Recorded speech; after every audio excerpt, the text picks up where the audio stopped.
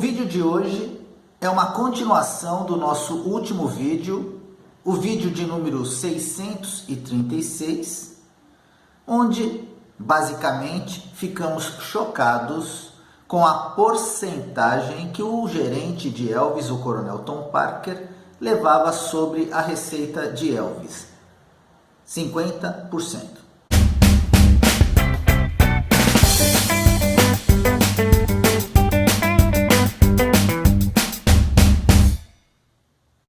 Então, no texto de hoje, no vídeo de hoje, algumas pessoas tentam justificar essa porcentagem astronômica, dizendo que o Coronel Parker era um gerente diferenciado, era um desbravador, alguém que mudou o show business, a maneira como você gerencia um artista.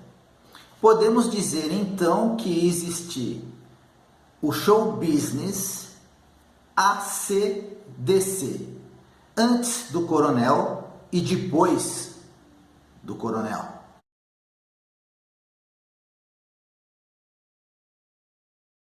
Vamos acompanhar também um pouco mais sobre o processo que Priscilla Presley e os co-executores do espólio de Elvis, da herança de Elvis, moveram contra o Coronel Tom Parker logo após a morte de Vernon Presley em 1979. Tudo isso de olho no filme que estreia em 2022 sobre Elvis Presley, mas muito mais focado na trajetória de seu empresário, o Coronel Tom Parker. O filme promete, com orçamento em 150 milhões de dólares e trazendo o premiado ator Tom Hanks na figura do Coronel Tom Parker.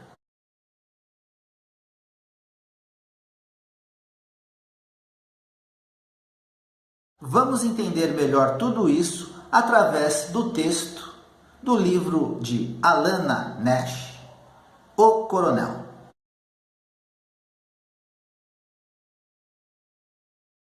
Antes, porém, você toma um café comigo?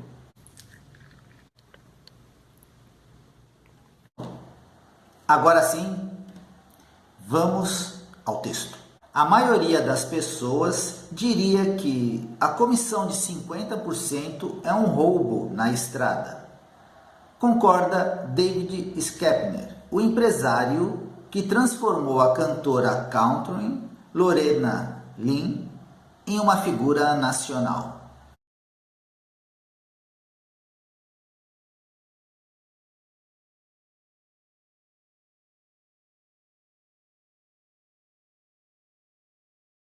Ele diz: ele trabalhava em condições bastante anormais, incluindo a grave dependência química de seu cliente, o que tornava qualquer realização um verdadeiro milagre. Joe Galante, da RCA, também ressalta: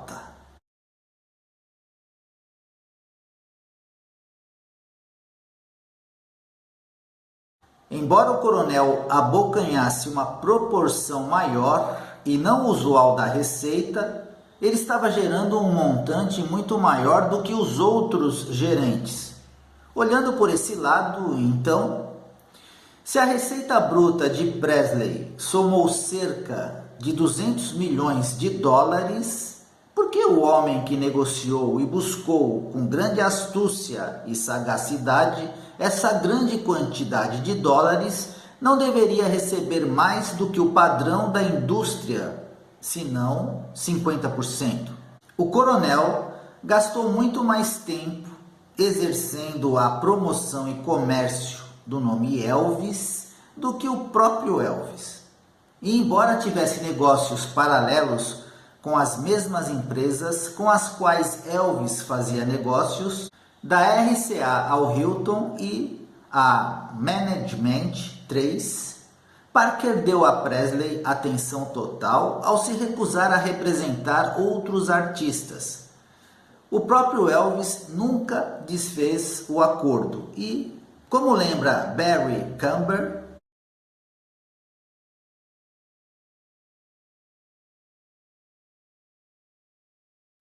o empresário que trouxe o cantor country Alan Jackson ao sucesso,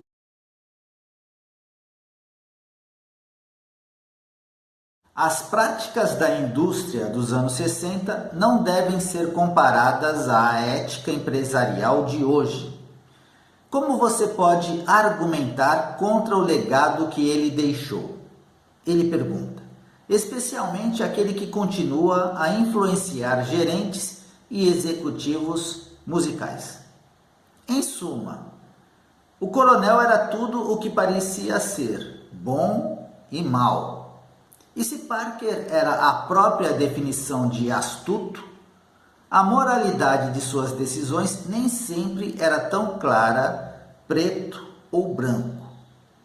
Um dos advogados que representava o espólio, defendendo os melhores interesses da herdeira Lisa Marie Presley, o doutor Beecher Smith III, denunciou Parker como um xamã, um mago, feiticeiro, um bruxo.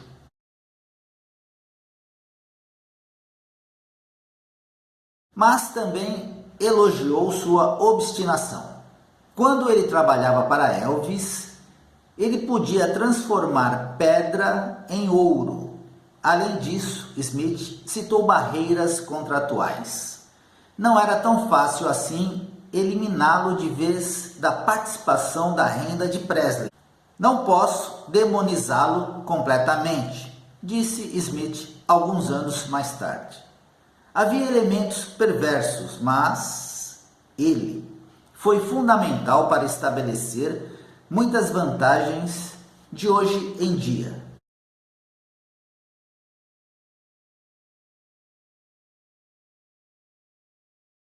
No final de 1980, ainda durante o processo, Parker recebeu aquilo que alguns consideram o castigo por sua própria impiedade. Ele sofreu uma queda no edifício da RCA em Los Angeles, onde ainda mantinha um escritório no 7º andar. Tropeçando na entrada do elevador, o velho caiu sob seu próprio peso enquanto a porta automática abria e fechava repetidas vezes contra o seu ombro direito, em um ataque implacável. A lesão resultante limitaria para sempre a mobilidade de seu braço e pescoço. No livro Elvis, de 1981, uma biografia de Albert Goldman, ele conta esta mesma história e ele se refere às portas do elevador como uma alusão ao espírito de Elvis, deferindo verdadeiros golpes de karatê no coronel Tom Parker.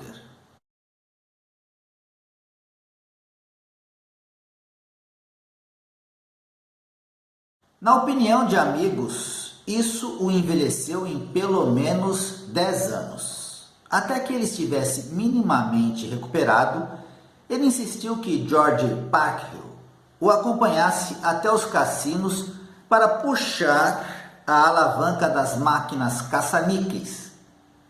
Ele se referia a elas como o seu exercício de um braço só.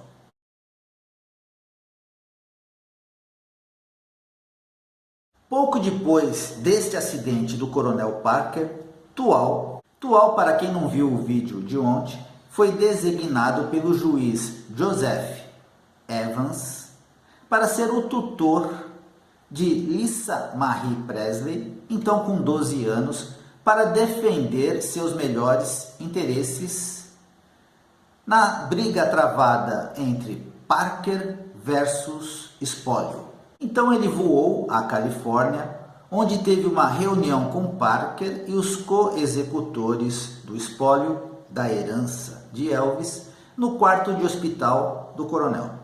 Em uma entrevista a um jornal em dezembro de 1980, o advogado disse que se sentiu desconfortável durante a visita. expressando espanto e surpresa com a forma como os defensores do espólio o estranharam e se recusaram a questionar a comissão de 50% de Parker. É interessante porque recentemente a própria Priscilla Presley lamentou o coronel Tom Parker não estar vivo porque ela disse que ele ajudaria a gerenciar o legado de Elvis. Em suas próprias palavras, ele estaria cuidando de nós.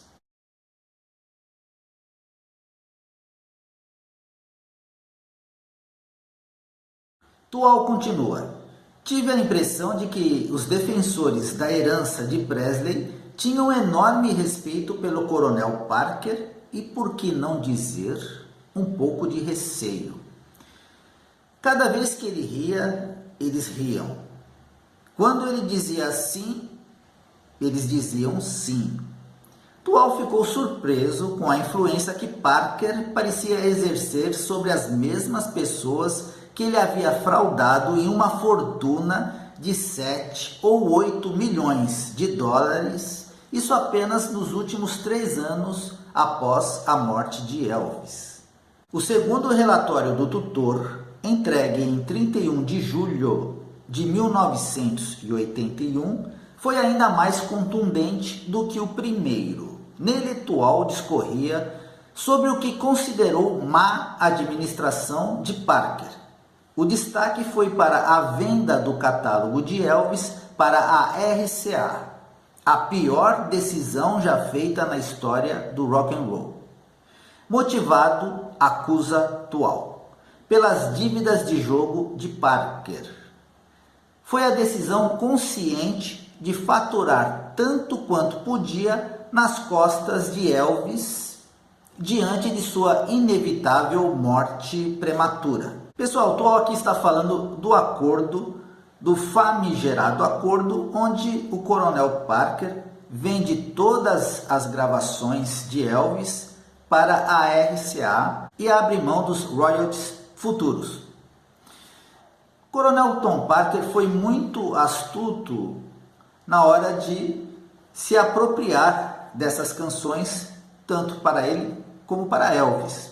Ele montou editoras musicais durante os anos 50 e 60 e Elvis, como sabemos, não era um compositor. Ele era um intérprete.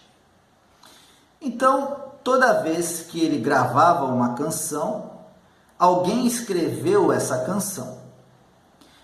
E o compositor, se ele quisesse que Elvis gravasse essa música, ele teria que abrir mão da maior porcentagem dos royalties, ou seja, do rendimento da música, para as editoras que seriam as proprietárias da música, as editoras de Elvis e o coronel. Eles eram sócios nessas editoras.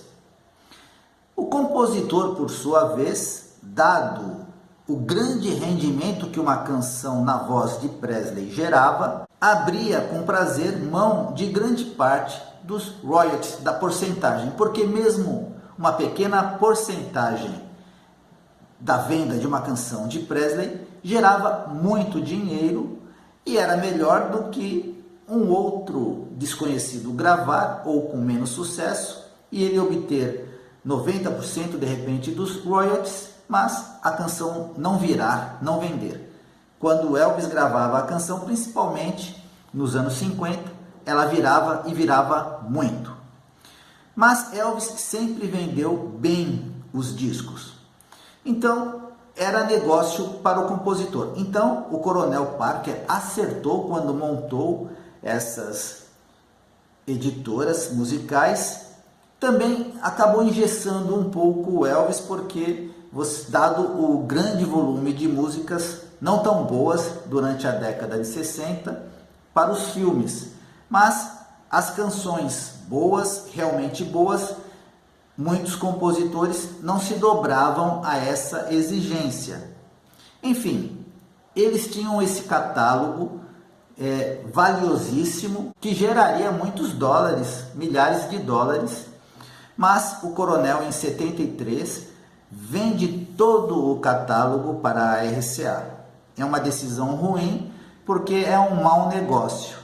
E é justamente isto que Tual acabou de citar aqui.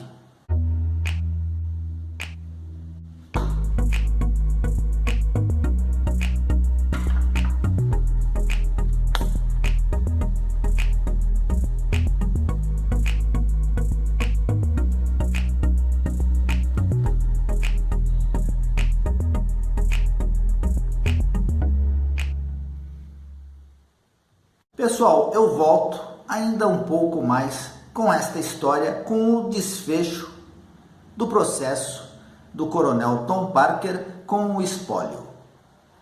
Elvis Forever.